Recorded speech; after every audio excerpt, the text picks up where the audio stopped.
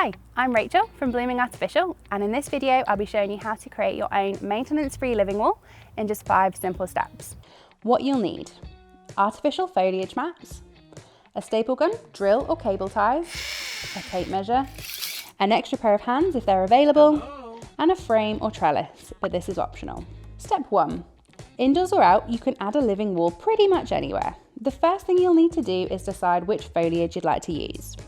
If you're going to be building your living wall outdoors, it's really important to make sure your foliage is UV protected to stop it fading in the sunlight. We have a selection of suitable wall mats available on our website for both indoor and outdoor use, and today I'm going to be using our Wonderland living wall mat.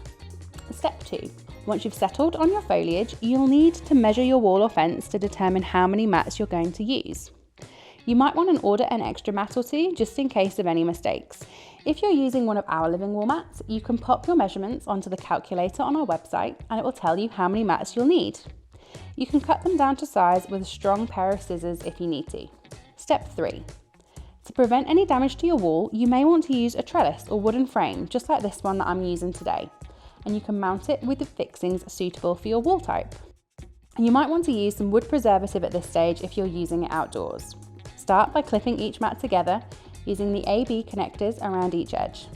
It's easier to do this in smaller sections first, then clip the larger pieces together once they're on your wall or fence.